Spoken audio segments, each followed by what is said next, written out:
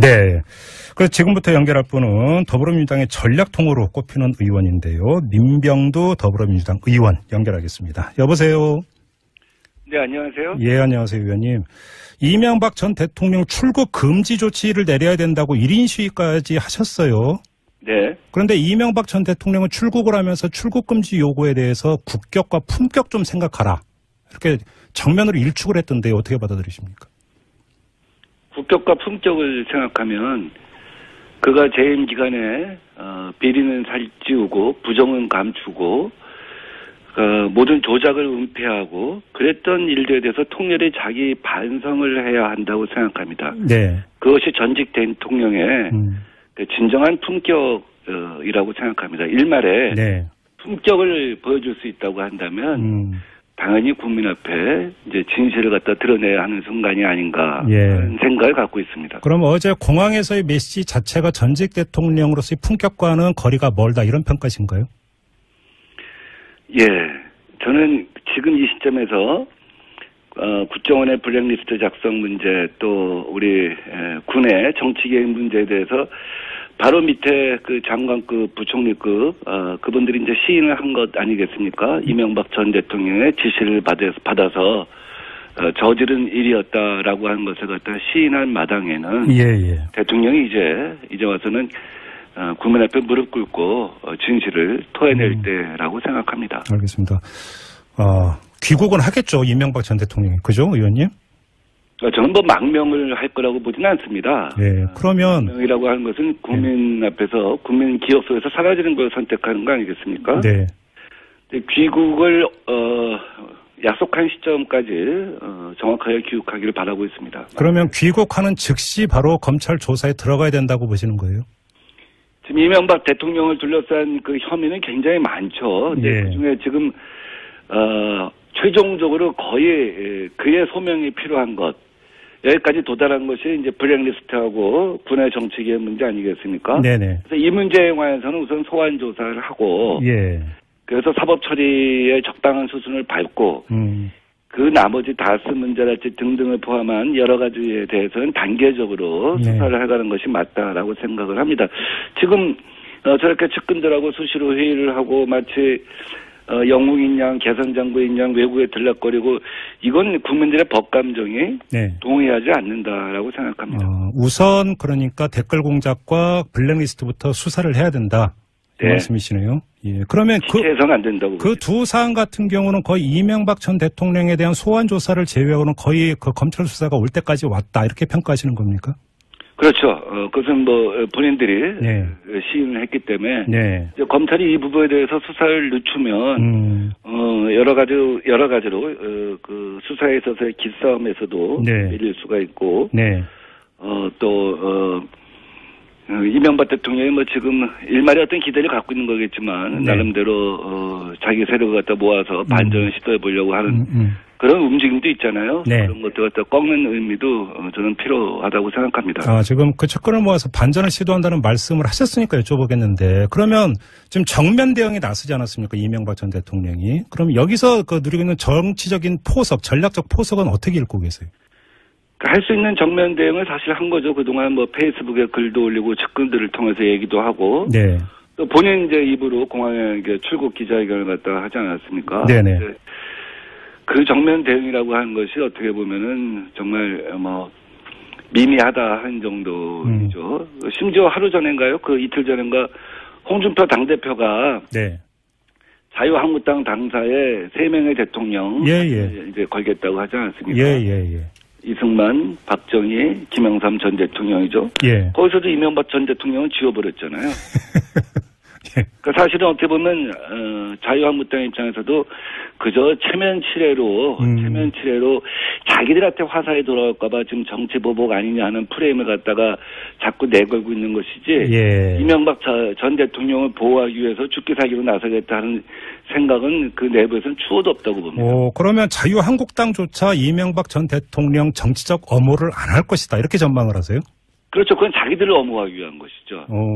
자기들한테 그 다음 단계의 어떤 그 조사 같은 것이 들어올 수도 있지 않겠습니까? 가령 국정원 자금이 청와대만 그 통치자금을 쓰진 않았을 것이고, 가령 자유한국당에도 흘러들어갔다고 한다면 그걸 조사 안 할 수는 없는 거 아니겠습니까? 내부에서 아마 상당히 긴장하고 경계할 텐데 네. 그런 가능성에 대비해서 지금 자꾸 신적패다 뭐 정치보복이다 하는 방어막을 쳐놓는 것이지 MB를 보호하기 위해서 하는 것은 아니라고 보는 것이죠. 정리하면 MB 불똥이 당에 튀는 걸 막기 위해서 지금 나서고 있는 것이다. 이런 평가. MB를 활용하는 정도죠. 그래서. MB를 활용하는 정도다. 근데 지금 이명박 전 대통령 측근들은 일제히 지금 그 공격의 포문을 열었는데요. 예를 들어서 이재호 늘 푸른 한국당 대표 지난주 금요일에 저희하고 인터뷰를 했는데 이 댓글 공작 특히 군 사이버 사령부 문제에 대해서는 지금까지 밝혀진 것들만 놓고 보면 이건 논쟁거리도 안 되는 것이다. 이렇게 일축을 했거든요. 어떻게 받아들이세요? 글쎄, 그 부분은 이제 민주주의가 무엇인가, 헌법의 정신의 기본이 무엇인가에 대해서 그 망각한 것이 아닌가 하는 생각이 드네요. 그래요? 그 범죄를 저지르고 공범이 되고 거기에 만연되어 있다 보면 자기가 하는 일이 범죄인지 아닌지조차 모르는 경우가 있잖아요. 예. 오히려 자기 스스로는 그것을 갖다가 무슨 사명감으로 포장한 적이 있잖아요. 혹은 필요성에 의해서 네. 변명하고 포장하는 경우가 있는데 좀 어떻게 이재호 의원이 그 지경까지 갔는지 참 어떻게 보면 처량하고 불쌍해 보이네요. 근데 인터뷰 발매 이재호 그 대표께서는 자신이 이제 과거에 민주화 운동까지 한 그 점을 그러니까 강조를 하면서 특히나 MB에게 큰 문제가 없다는 점을 이렇게 그러니까 민주화 운동을 한 것을 더 이상 그분이 팔고 다니지 않았으면 좋겠어요. 아, 그래요? 예. 왜냐하면 민주화 운동에 대한 욕이고 또 스스로의 과거 삶에 대한 부정이라고 생각돼요. 그러면 이 그 댓글 공작 자체가 민주주의를 유린한 사건이다 이렇게 규정을 하시는 거군요. 간단히 이야기를 하면. 댓글 공작은 이미 특검에 의해서 또 그 이후에 많은 수사에 의해서 헌법과 민주주의에 위반되는 행위로 우리가 사법당국에 의해서도 정리된 사건 아니겠습니까? 그것을 어떻게 부인할 수 있을까요? 그렇게 보시는 거고요. 알겠습니다. 근데 지금 어떤 문제가 있냐면 검찰이 김관진 전 국방장관에 대해서 구속영장을 청구를 하면서 영장 내용에 이명박 전 대통령에 대한 부분은 전혀 기술을 하지 않았습니다. 그러면 이 점은 어떻게 해석을 해야 되는 걸까요? 수사 기법일 수도 있다고 봐요. 아, 그래요? 예. 히든카드로 숨겨놨다 이런 말씀이신가요? 히든카드는 아니죠. 왜냐하면 이미 다 드러나 있는 거 아니겠습니까? 이명박 대통령의 지시에 의해서 자기가 했다고 한 거 시인한 거니까. 그런데 그 이명박 전 대통령의 지시 부분을 상세히 기술하지 않은 거는 어떻게 보면은 이명박 전 대통령한테 피의 사실이 다 알려지게 되면 그래서 그 죄를 갖다 부정하거나 여러 가지 어떤 그 방어 전술을 쓸 수 있지 않겠습니까? 네네. 그래서 수사 기법상 이명박 대통령의 지시에 의한 부분을 이명박 대통령 소환 때까지는 적시하지 않았을 것이다 하고 생각합니다. 아, 수사 기법상 소환 조사를 대비해서 미리 그러니까 검찰이 확보하고 있는 의혹 내용을 알려줄 이유가 없다 이렇게 판단을 했다는 말씀이시네요. 네, 예. 알겠습니다. 홍준표 대표 그러니까 그 자유한국당 이 바른정당 의원들까지 이제 복당을 허용하면서 그 보수 야권 단일화 쪽으로 지금 가속도를 붙이고 있는 게 아니냐 이런 평가가 있던데 의원님은 어떻게 보세요? 보수 야권은 이미 단일화가 된 것이죠. 돌아갈 사람은 다 돌아갔고. 사실 어떻게 보면 적폐의 복원이 된 거죠. 적폐의 복원이라고요? 네, 적폐의 복원, 구체적인 복원, 적폐의 연대를 갖다가 1차적으로 완성을 했다고 보죠. 그러나 그래서 몸집 불리기, 숫자 늘리기를 했다고 해서 국민들이 지금 다시 애정어린 시선을 갖다 그쪽에 보낼 것이냐. 저는 그렇게 보지 않습니다. 국민들이 자유한국당에 요구하는 것은 스스로에 대한 완전한 부정인 것이죠. 근데 구적폐를 갖다가 복원하고 연대하는 것은 국민들의 외면을 다시 심화시키는 것이라고 봅니다. 그래요. 근데 의원님께서 오늘 오전에 홍준표 대표를 향해서 서울시장 나와서 한판 붙자 이렇게 말씀하셨죠. 저는 홍준표 대표가 좀 건승하기를 기원합니다. 2011년도에도 7월 달에 당대표가 됐다가 이제 12월 달에 결국 사퇴를 했죠. 그 데자뷰가 반복되지 않길 저는 바라고 있습니다. 가능하면 홍준표 대표가 이제 건승해서 내년 서울시장 선거에서 저하고 지금 1승 1패 2번 겨루지 않았습니까? 지역구 말씀하시는 국회의원 선거. 예, 국회의원 선거 2012년. 예. 그래서 이제 이번에 마지막으로 한번 일합을 겨루자, 리턴 매치를 하자. 네. 홍준표 대표가 자유한국당의 네. 서울시장 후보가 되고 제가 민주당의 서울시장 후보가 돼서 네.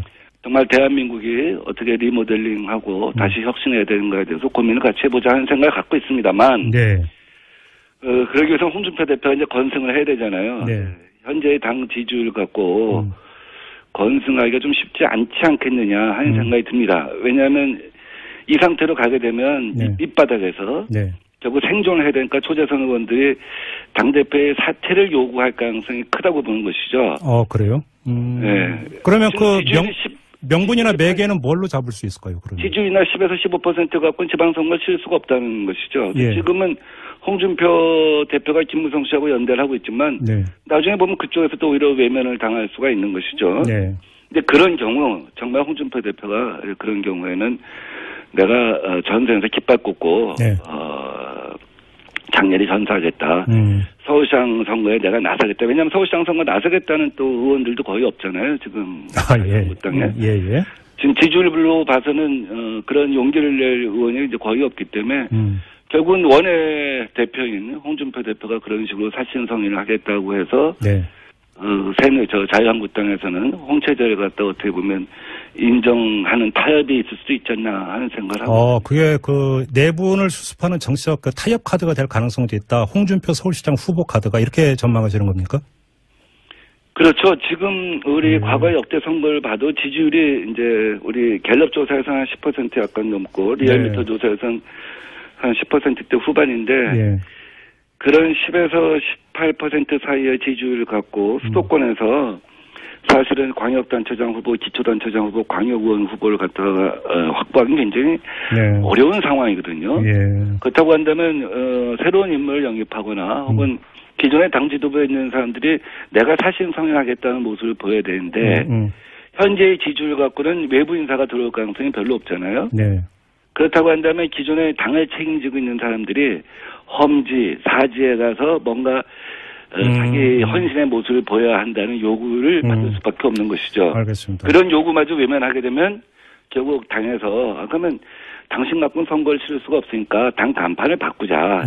깃발을 교체하자 하는 얘기가 될 수밖에 없다는 것이죠. 그래서 저는 실제로는 홍준표 대표가 내년에 본인의 연명을 위해서도 서울시장 후보로 나올 가능성이 크다. 또 네. 당의 역학 구조상 그렇게 될 가능성이 크다라고 보는 것이고. 마지막으로 그러면 이 점을 안 여쭤보겠습니다. 그렇게 되면 저하고 기꺼이 내년에 마지막으로 한번 그 일합을 겨루자 하는 생각을 갖고 있습니다. 지금 바로 그 질문 마지막으로 드리고 싶었는데 나하고라고 말씀하셨으니까 그러면 예. 더불어민주당 서울시장 후보는 민병두 거의 때는 당상입니까, 의원님?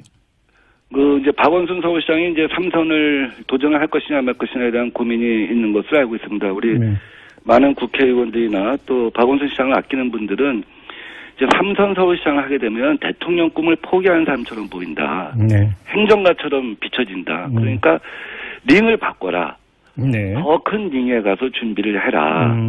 여의도에 와서 경험도 하고 이렇게 해서 서울시장 선거 경선과 관련해서는 새로운 흐름, 새로운 물고 새로운 어떤 3선, 4선 의원들의 어떤 정책을 둘러싼 치열한 경쟁을 통해서 새로운 활기를 불어넣어주는 것이 좋지 않냐 하는 제안들을 많이 하고 있습니다. 그러나 최종적인 것은 박원순 시장이 결정을 하는 것이기 때문에 박원순 시장이 만약에 그렇게 3선 도전을 한다고 한다면 불가피하게 민병두나 몇몇하고 경선을 하겠죠. 알겠습니다. 자, 이 경선 문제는 나중에 따로 여쭤보도록 하고요. 여기서 마무리하겠습니다. 고맙습니다, 의원님. 네, 감사합니다. 네, 지금까지 더불어민주당의 민병두 의원이었고요. 네. 그래서 지금부터 연결할 분은 더불어민주당의 전략통으로 꼽히는 의원인데요. 민병두 더불어민주당 의원 연결하겠습니다. 여보세요. 네, 안녕하세요. 예, 안녕하세요, 의원님. 이명박 전 대통령 출국 금지 조치를 내려야 된다고 1인 시위까지 하셨어요. 네. 그런데 이명박 전 대통령은 출국을 하면서 출국 금지 요구에 대해서 국격과 품격 좀 생각하라. 이렇게 정면으로 일축을 했던데 어떻게 받아들이십니까? 국격과 품격을 생각하면 그가 재임 기간에 비리는 살찌우고 부정은 감추고 모든 조작을 은폐하고 그랬던 일들에 대해서 통렬히 자기 반성을 해야 한다고 생각합니다. 네. 그것이 전직 대통령의 진정한 품격이라고 생각합니다. 일말에 네. 품격을 보여줄 수 있다고 한다면 당연히 국민 앞에 이제 진실을 갖다 드러내야 하는 순간이 아닌가 하는 생각을 갖고 있습니다. 그럼 어제 공항에서의 메시지 자체가 전직 대통령으로서의 품격과는 거리가 멀다 이런 평가신가요? 이런 것이지 이명박 전 대통령을 보호하기 위해서 죽기 살기로 나서겠다 하는 생각은 그 내부에서는 추호도 없다고 봅니다. 그러면 자유한국당조차 이명박 전 대통령 정치적 엄호를 안 할 것이다 이렇게 전망을 하세요? 그렇죠. 그건 자기들을 엄호하기 위한 것이죠. 자기들한테 그 다음 단계의 어떤 그 조사 같은 것이 들어올 수도 있지 않겠습니까? 가령 국정원 자금이 청와대만 그 통치 자금을 쓰진 않았을 것이고, 가령 자유한국당에도 흘러 들어갔다고 한다면, 그걸 조사 안 할 수는 없는 거 아니겠습니까? 내부에서 아마 상당히 긴장하고 경계할 텐데, 그런 가능성에 대비해서 지금 자꾸 신적패다, 정치보복이다 하는 방어막을 쳐놓는 것이지, MB를 보호하기 위해서 하는 것은 아니라고 보는 것이죠. 정리하면 MB 불똥이 당에 튀는 걸 막기 위해서 지금 나서고 있는 것이다. 이런 평가. MB를 활용하는 정도죠. 그래서. MB를 활용하는 정도다. 근데 지금 이명박 전 대통령 측근들은 일제히 지금 그 공격의 포문을 열었는데요. 예를 들어서 이재호 늘 푸른 한국당 대표. 지난주 금요일에 저희가 시도해 보려고 하는 그런 움직임도 있잖아요. 그런 것들 갖다 꺾는 의미도 저는 필요하다고 생각합니다. 지금 그 측근을 모아서 반전을 시도한다는 말씀을 하셨으니까 여쭤보겠는데 그러면 지금 정면 대응에 나서지 않았습니까? 이명박 전 대통령이. 그럼 여기서 그 누리고 있는 정치적인 포석, 전략적 포석은 어떻게 읽고 계세요? 할 수 있는 정면 대응을 사실 한 거죠. 그동안 페이스북에 글도 올리고 측근들을 통해서 얘기도 하고. 또 본인 이제 입으로 공항에 출국 기자회견을 갖다 하지 않았습니까? 네네. 그 정면 대응이라고 하는 것이 어떻게 보면은 정말 미미하다 한 정도이죠. 심지어 하루 전인가요? 그 이틀 전인가 홍준표 당대표가 자유한국당 당사의 3명의 대통령 이제 걸겠다고 하지 않았습니까? 이승만, 박정희, 김영삼 전 대통령이죠. 거기서도 이명박 전 대통령은 지워버렸잖아요. 그러니까 사실은 어떻게 보면 자유한국당 입장에서도 그저 체면 칠해로 자기들한테 화살이 돌아올까봐 지금 정치 보복 아니냐 하는 프레임을 갖다가 자꾸 내걸고 있는 군의 정치계의 문제 아니겠습니까? 그래서 이 문제에 관해서는 우선 소환 조사를 하고 그래서 사법 처리의 적당한 수순을 밟고 그 나머지 다스 문제랄지 등등을 포함한 여러 가지에 대해서는 단계적으로 수사를 해가는 것이 맞다라고 생각을 합니다. 지금 저렇게 측근들하고 수시로 회의를 하고 마치 영웅인 양, 개선장부인 양 외국에 들락거리고 이건 국민들의 법감정이 동의하지 않는다라고 생각합니다. 우선 그러니까 댓글 공작과 블랙리스트부터 수사를 해야 된다. 그 말씀이시네요. 그러면 해서는 안 된다고. 그 두 사안 같은 경우는 거의 이명박 전 대통령에 대한 소환 조사를 제외하고는 거의 그 검찰 수사가 올 때까지 왔다 이렇게 평가하시는 겁니까? 그렇죠. 그것은 본인들이 시인을 했기 때문에 이제 검찰이 이 부분에 대해서 수사를 늦추면 여러 가지로 그 수사에 있어서의 기싸움에서도 밀릴 수가 있고 또 이명박 대통령이 지금 일말의 어떤 기대를 갖고 있는 거겠지만 나름대로 자기 세력을 갖다 모아서 반전. 저는 지금 이 시점에서 국정원의 블랙리스트 작성 문제 또 우리 군의 정치개혁 문제에 대해서 바로 밑에 그 장관급 부총리급 그분들이 이제 시인을 한 것 아니겠습니까? 이명박 전 대통령의 지시를 받아서 저지른 일이었다라고 하는 것을 갖다 시인한 마당에는 대통령이 이제 와서는 국민 앞에 무릎 꿇고 진실을 토해낼 때라고 생각합니다. 알겠습니다. 귀국은 하겠죠, 이명박 전 대통령이. 그죠, 의원님? 저는 망명을 할 거라고 보지는 않습니다. 그러면 망명이라고 하는 것은 국민 앞에서 국민 기억 속에서 사라지는 걸 선택하는 거 아니겠습니까? 귀국을 약속한 시점까지 정확하게 귀국하기를 바라고 있습니다. 그러면 귀국하는 즉시 바로 검찰 조사에 들어가야 된다고 보시는 거예요? 지금 이명박 대통령을 둘러싼 그 혐의는 굉장히 많죠. 그중에 지금 최종적으로 거의 그의 소명이 필요한 것 여기까지 도달한 것이 이제 블랙리스트하고